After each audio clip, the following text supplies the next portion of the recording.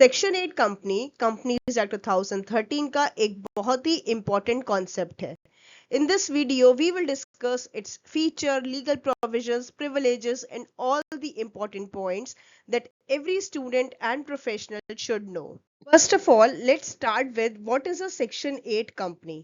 Normal companies का जो main goal होता है वो होता है प्रॉफिट को अर्न करना. बट सेक्शन 8 कंपनी का मेन गोल होता है सोसाइटी को बेनिफिट प्रोवाइड करना. For example, it's objectives may include commerce, art, science, education, sports, research, environment protection, and any other charitable objects. Now, point number 1 is profit distribution not allowed. क्या section 8 company profit earn कर सकती है? Answer is yes. लेकिन अपने इन profits को वो members में distribute नहीं कर सकती है, बल्कि जो इसका प्रॉफिट अर्न करा हुआ होता है वो यूज किया जाता है for promoting the companies objectives. 2 is no dividend to members. Section 8 company में जो मेंबर्स ज्वाइन करते हैं वो करते हैं for social welfare and charitable purpose. Apart from this, जो नॉर्मल कंपनीज होती हैं उसमें मेंबर्स ज्वाइन करते हैं, रिटर्न में वो डिविडेंड को एक्सपेक्ट करते हैं. लेकिन सेक्शन 8 कंपनी में जो प्रॉफिट अर्न होता है वो प्रॉफिट डिविडेंड की फॉर्म में डिस्ट्रीब्यूट नहीं हो सकता है. वो प्रॉफिट कंपनी में ही रहता है, उसी ऑर्गेनाइजेशन में ही रहता है, और इस प्रॉफिट को ऑर्गेनाइजेशन कंपनी के जो ऑब्जेक्ट्स हैं उनको प्रमोट करने के लिए ही यूज कर सकती है. Next point is licence by government. Ordinary company को लाइसेंस की रिक्वायरमेंट नहीं होती है, लेकिन सेक्शन 8 कंपनी को एक स्पेशल रिक्वायरमेंट होती है, स्पेशल लाइसेंस की, जो गवर्नमेंट प्रोवाइड करती है. गवर्नमेंट लाइसेंस प्रोवाइड करने से पहले कंपनी के ऑब्जेक्टिव्स चेक करती है, मेमोरेंडम, आर्टिकल्स, उनकी एक्टिविटीज जेन्युइन है या नहीं. Only after the satisfaction licence is granted. Why? Because government wants to ensure that people are not misusing the charitable structure for private gain.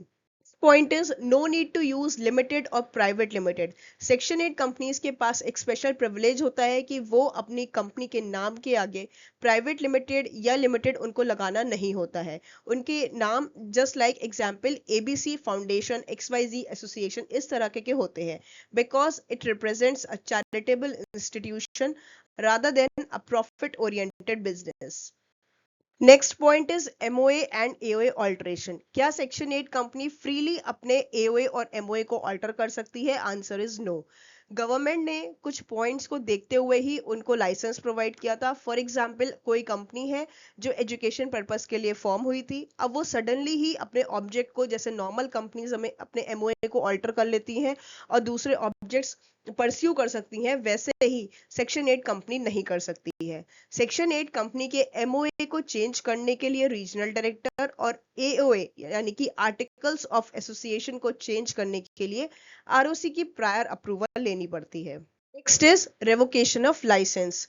अगर government को लगता है कि कोई कंपनी मिसयूज कर रही है अपने चैरिटेबल स्टेटस का, लाइक अगर वो अपने डोनेशंस को डाइवर्ट कर रही है, फ्रॉड हो रहा है, कोई कॉर्पोरेट फ्रॉड हो रहा है, कुछ पब्लिक इंटरेस्ट के अगेंस्ट हो रहा है, लाइक कंपनी को एजुकेट करना था पुअर चिल्ड्रन को जिसके ऑब्जेक्ट के लिए वो फॉर्म हुई थी, but secretly it is benefiting private individual, then it may face revocation. अगर कुछ भी ऐसा गवर्नमेंट को लगता है तो गवर्नमेंट अपने लाइसेंस को जो सेक्शन 8 को प्रोवाइड किया है उसको रिवोक कर सकती है.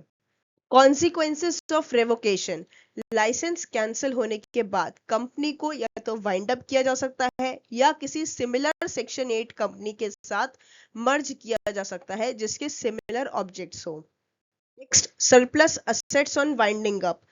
वाइंडिंग अप के बाद बची हुई असेट्स मेंबर्स को नहीं मिलती है, बल्कि सिमिलर सेक्शन 8 कंपनी को ट्रांसफर की जाती है या फिर इंसॉल्वेंसी फंड को ट्रांसफर की जाती है.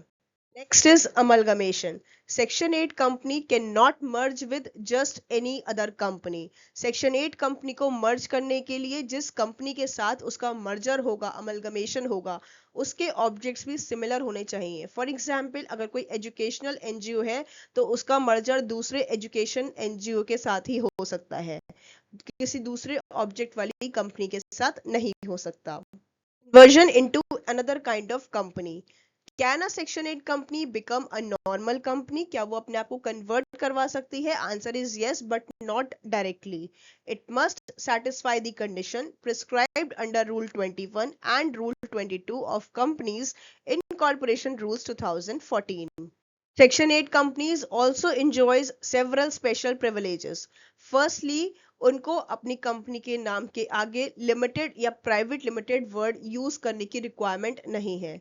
सेकेंडली, वो जनरल मीटिंग को होल्ड कर सकती हैं by giving only 14 days notice instead of 21 clear days. Thirdly, even a partnership firm can become a member of a Section 8 company. I hope you found this video useful and informative. If you did, don't forget to like, share, and subscribe to the channel. Thank you for watching. Stay connected, keep learning.